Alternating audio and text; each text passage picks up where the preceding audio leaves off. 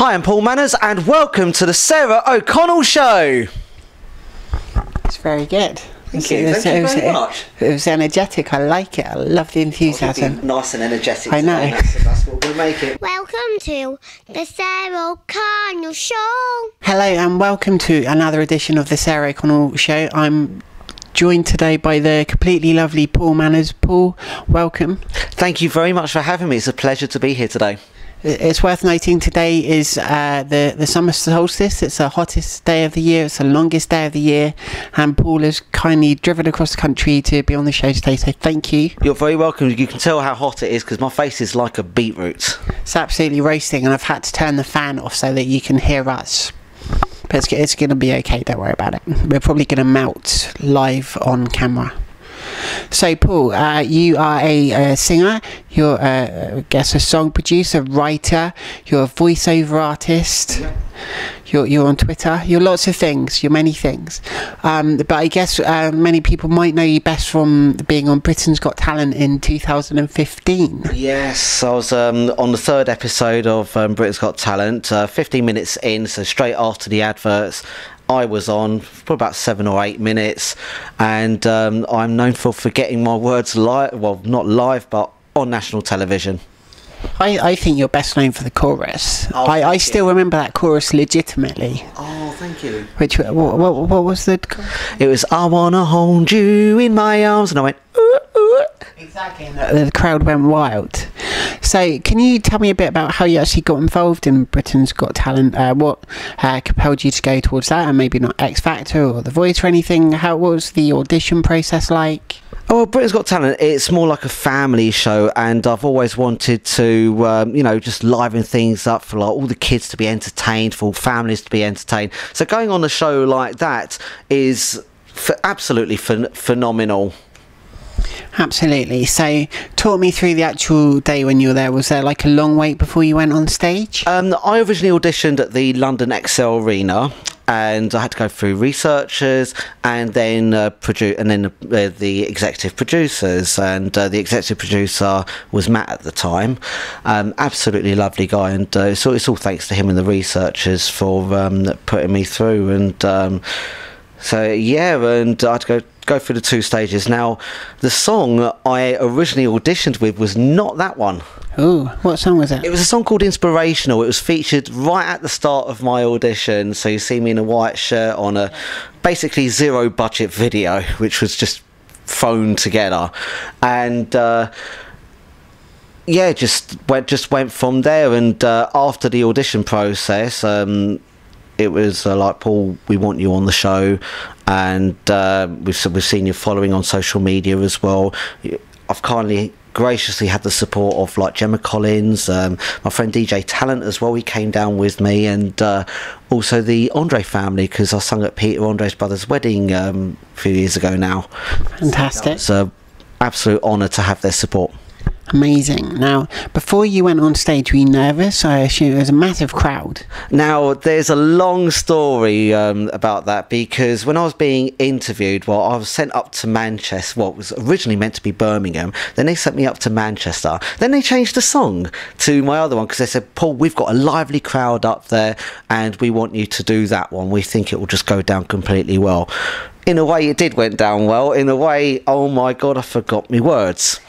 So there's a bit of it's a long story. So here we go then. So throughout the day, I was being interviewed, and I knew that it would be aired. So it was going to be aired after I turned 31.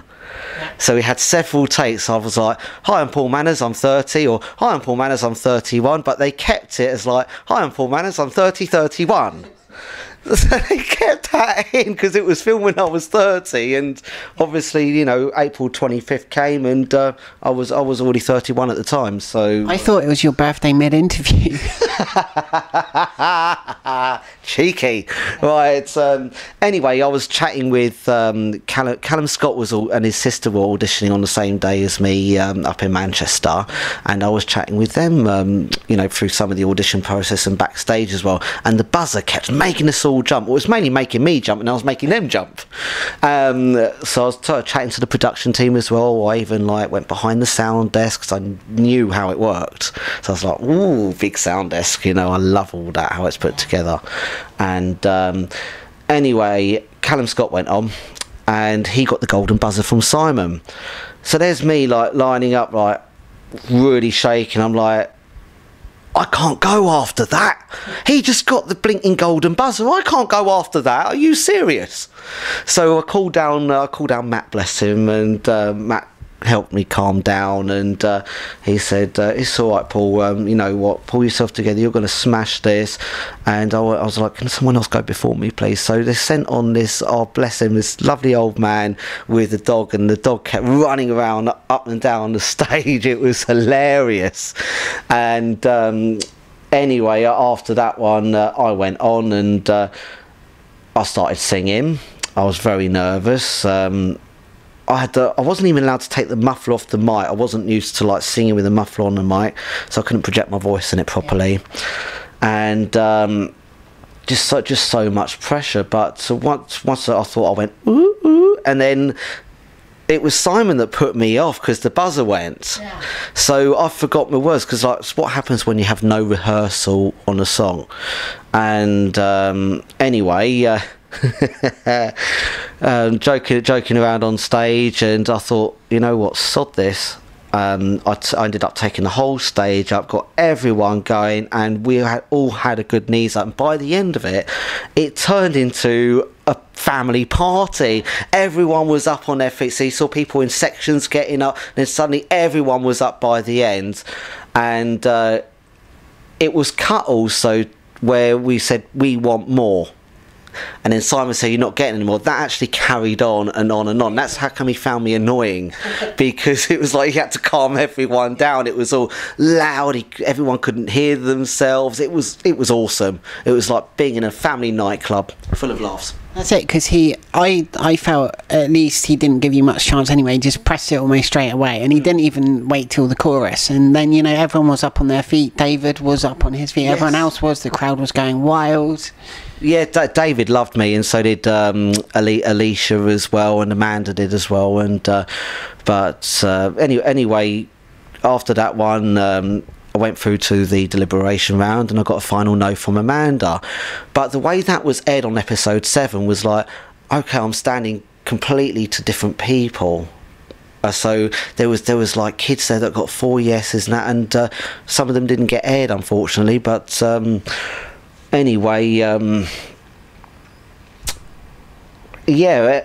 After that, I got a phone call back, and they said, Paul, we would love you to be reserve act for the semi-finals. So I had to go to Thames Television HQ for all the rehearsals. It was lovely to see all the production team again, and they were all singing along to the chorus during rehearsals. We was planning out what was going to have as well, and unfortunately, it didn't go through. So I did have to sign a pre-contract with Simon Cowell as well, so I would have had a 1-year recording contract with Psycho and Sony.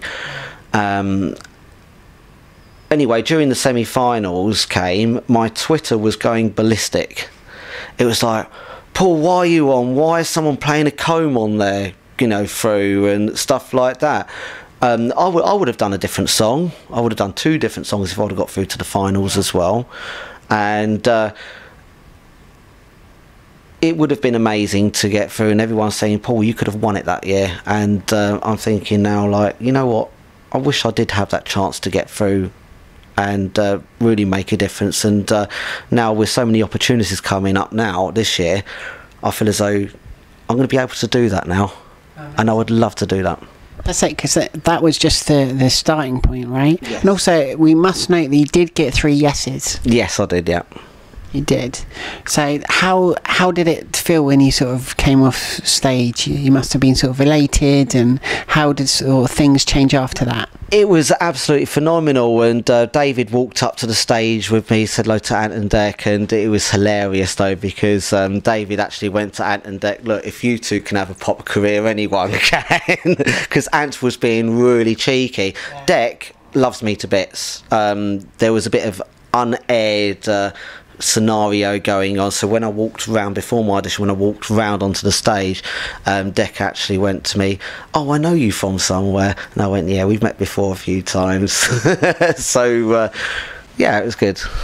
Amazing. Now you mentioned briefly earlier Peter Andre. Yes. Incidentally, I used to live near Peter Andre, and we used to shop in the same Tesco. I only saw him once, but he was coming downstairs, I assume from the DVD department, and I was going upstairs towards the DVD department. But I didn't speak to him because I had to see what new releases were coming out. So we kind of just crossed paths. So it was very nice. But so you performed at his brother's wedding in Cyprus. Yes. If the internet is correct. Yes, I did. I got invited down by Sunny, who I used to go to high school. I used to go to high school with her. So she found me on Twitter and contacted me saying, "Look, can you come and host and DJ our wedding? I'd really love you to do that." And cleared it with fiance to be, husband to be, fiance Danny, and it was a pleasure to fly out there and stay around there in Cyprus. Amazing. What a lovely family. Absolutely lovely family. As it happens, I used to be on a radio show that Sonny also contributed to. We're on at different times in the same hour, so we've got that in common too. Yeah. Now, about 17 years ago, you were on the Antiques Roadshow. Oh my God. And I did, of course, I looked it up. This is the Sarah O'Connell show. We've got a huge team of researchers that all look suspiciously like me, that scour the internet rather than going outside and enjoying the sunshine and finding out what we can find now. So how did you get involved with that? It was being my dad found out that Antiques Roadshow were filming down at RAF in Hendon, at the museum where they do all the planes and that up there and that, and we had a couple of items to take down, and it was only down the road as well, so it was like a 10-minute drive down there, and yeah, we took down an old pocket watch, and yeah, we got interviewed about that, and then we decided to take down these old gramophone records. I've always been a big fan of like music and how music has originated from as well, especially like with the 78 metallic gramophone records, and so we took up like Elvis Presley, Jailhouse Rock, Bill Haley and the Comets, Buddy Holly as well. Took them all down and had another interview. Now, I was because you took, I think, a clock as well, watch kind of thing as well. Yep. What's the whole thing? Okay. So I was wondering afterwards, did you actually sell any of this stuff, or were you just curious, how much things cost? Do you still have the things? I was just curious, absolutely curious about like contributing towards the show and seeing how much they were worth, and I've actually still got them. Amazing. Well, they seem, they're original, so it's probably good things to keep hold of. And especially like it's hard to find them in pristine condition as well. A lot of them like you can buy on eBay and stuff like that, have like cosmetic damages. These ones have zero damage on them, pristine. They've got zero damage, plus they've been on the Antiques Roadshow. I mean, that's got to bump the price up enormously. Yeah. So in addition to being on Britain's Got Talent and being on the Antiques Roadshow, the internet also informs me that you visited Mr. Judge Rinder. Yeah, Mr. Robert Rinder, yes. Robert Rinder. You went on there with your dad. It was the case was ultimately thrown out. Mm-hmm. But what was it like to go on there? Is he sort of scary in real life? What was he like? It was very entertaining that day. It took 1 hour to film. But they had to condense it down into 20 minutes. It was really fun to have the support of the ITV team, because they originally phoned me up. Well, actually, they originally found me on Facebook, contacted me via my official page, and went, "Paul, we loved you on Britain's Got Talent. Is there any way you can contribute to the show? Do you have like a real life scenario, and we can work our way from there?" And I went, "Well, my dad has lent me money years ago, but he actually doesn't want it back." So I went, 2 seconds. So I actually asked my dad to sue me. Yeah. So that's why I'm really bad with money too. It's like that's the kind of decision I would make. but it would have been nice for him to get something back, but in a way he did, which was I got royalties for one of my songs being shown on the programme as well, and it's also being repeated soon again, very soon. Oh, everyone's going to have to look out. About the 5th time it's been repeated. Yeah. That's fantastic. Now, can you, of course you're a songwriter, and you can do everything yourself. Can you tell me a bit about that process? What I do is I think of a song in my head, and I just start with the backing track, start with the basics like the drum beats, you got your bass, I put a few pianos in, add a few, I love my stringed instruments as well, just to add a bit of ambience in. And then I sort of work on the structure on my studio software, and so it's all done manually as well. There's no samples. There's everything is recorded hand in on the keyboard. Oh wow! Every instrument, and I add in I overlap other parts into it as well, such as I'm not the greatest of piano players. I'm a keyboardist. So if I'm doing a very melodic piano bit, I will do like a lot of piano melodies and then overlap it with a bit of bass piano in as well. So it's like I'm going full whack like a professional piano player, you know, but mainly professional keyboardist. But it's a different ball game altogether. Piano, you have to create your own melody. Keyboard, it's like playing it with one hand, pressing a button, playing another hand, pressing a button, blah blah blah blah, and like that. So do you after I forgot about the song process as well, which was afterwards, I think of the words, and then after the backing track's sort of done, record the vocals, overlap the vocals, enhance the backing track, and then it's down to the mixing, and then I have about a 20-minute break and then go on to the mastering. Okay, so does the music usually come to you before the words do? Both. Okay. Both at the same time. It's a lot of songs I haven't put out yet, the melody has come first. It's taken a little bit longer to put words to them, and also like a melodic structure to it as well. But the songs I've got at the moment, I just had the idea in my head. I pictured how it would sound in my head, and I replicated that in the studio. Amazing. So you've got lots of ideas for new songs and all that kind of thing, and I imagine things you haven't released yet too. A track like "Hold You in My Arms," which is a heavy dance track, that took me 2.5 months to do on and off. Yeah. Another song I've got. You'd get aching arms as well if you did it for that long. Yes. Also staring at computer screens for ages. It does take a long process when you're doing it on your own. Absolutely. Now, you are now an official artist on Shazam. Yeah, when I had that come through, I was like, wow, okay. So, for anyone that doesn't know, what is Shazam? Shazam is a software, say for example on your phone, and you can put it up to a speaker and it would recognise the song and tell you where you can buy it and all about the track information as well. It's really useful. So if you're in a pub or just hear things on TV, it's really good, isn't it? Because you're like, what is that? It's brilliant. It's brilliant. Whoever invented that is just a genius. Exactly. I always like it. If I'm on a holiday, I might hear a Spanish song or something. I've got no idea what it is and would have no way of finding out. But then, you can sort of find out, and then you can sort of relive your holiday and your memories and stuff when you get home. So now when you pop up around the world your songs, people can find out what they are. And it comes up with all the links about you as well, and comes up with your other songs as well on it. It's absolutely awesome. Fantastic. So, was being a musician something you always wanted to do? Is it something? Did you have piano lessons when you were a kid? What were your dreams? It was since the age of 6, and it was my late grandmother that got me into playing the piano. I used to go around her bungalow all the time and just when you're like a kid and you're up to mischief. She was playing these classical songs on the piano, and there's me walking past it going on the top key, as she do. Used to wind her up.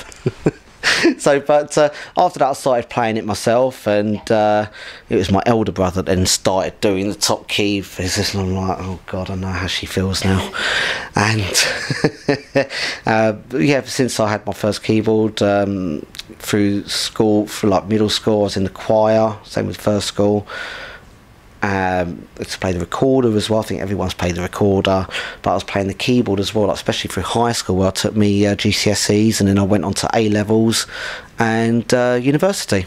Amazing. I once had the school I went to had drum auditions, so you could audition to be in this drum class, and other people that auditioned, I was the only one that passed it, but they didn't tell me when the actual class was. So imagine the career I could have had. Wow. Rather than banging on about things with a microphone. Banging on. I know. Banging on. I've been waiting about 15 years to tell that joke, and finally I've unleashed it to the universe. So, can you tell me a bit about your creative inspirations? Be it artists or...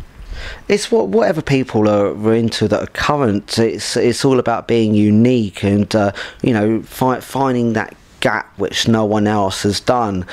But it's also about supporting others and others supporting you as well. Especially like when you're an established artist.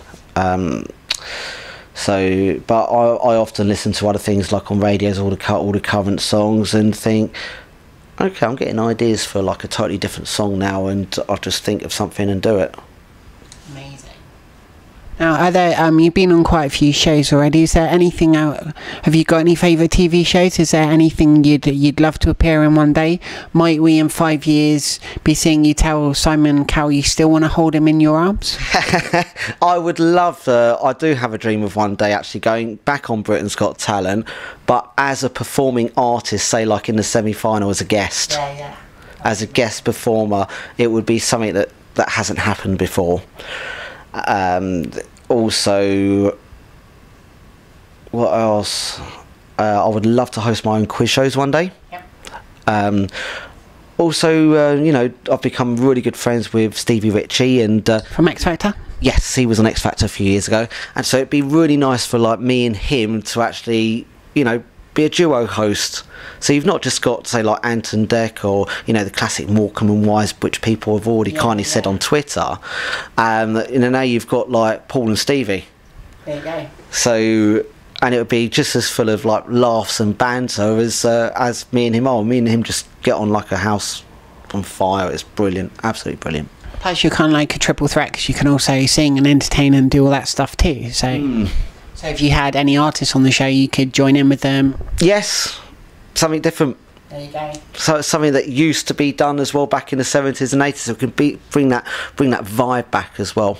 That's it. I mean, we were going to sing today, but I'm on vocal rest, sadly. Otherwise, we were going to do an hour-long concert for you all at home, but I kind of like tomorrow we could have done it, or yesterday, but today, rest day. No, I wouldn't want to shatter any glasses today, especially where people need to drink because it's too hot.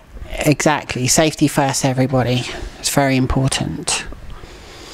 Now, you also do a lot of charity work.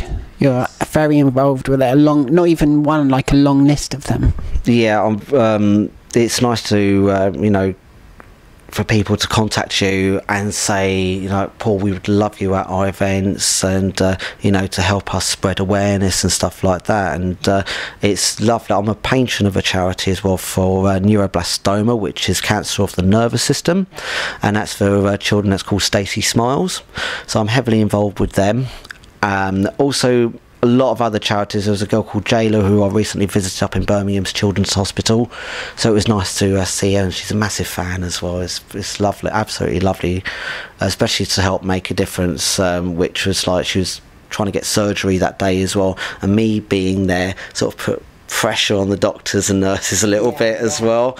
So but luckily, like, she was sorted out that day, and now she's at home, and hopefully she'll get better one day. I really hope she does. So wish her, and of course everyone, all the best, and it's great that you're supporting all these causes and taking time out of your busy schedule to do that around the country as well, not just like locally to you. I've had something come through as well recently, which was I was nominated for Diversity Award for Celebrity of the Year. Oh, amazing, congratulations. Thank you. I just hope it goes through.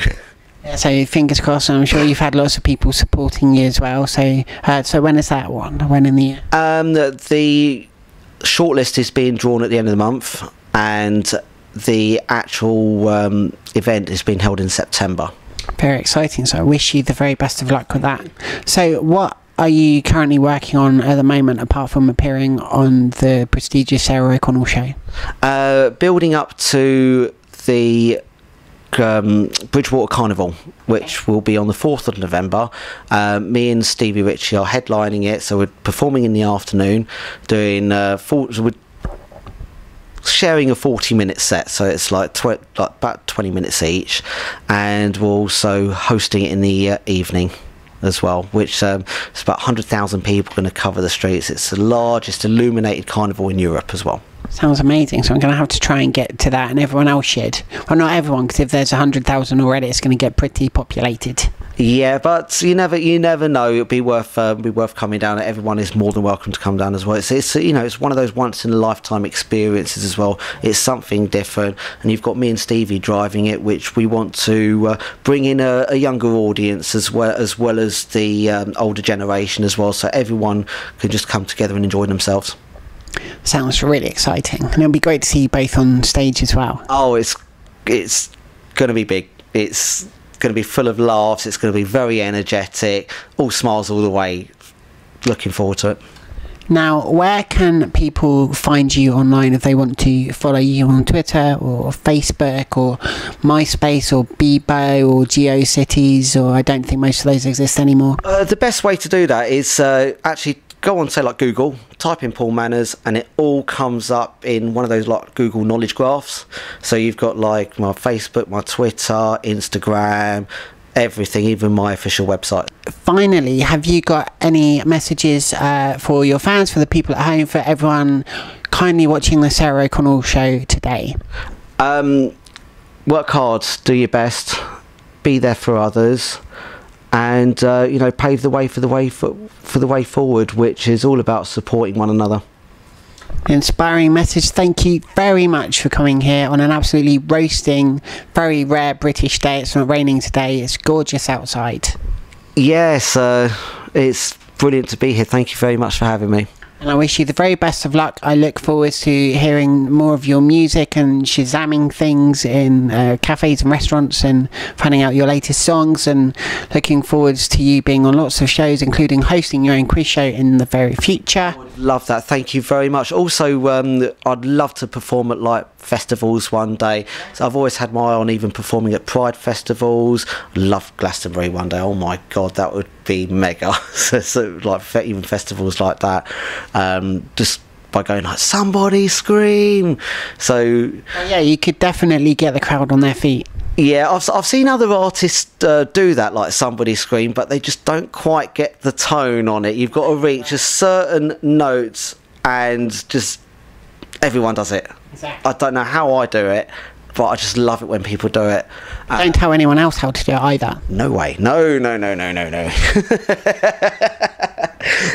It's all about being unique. Always smile, and it's all about everyone enjoying themselves. Exactly.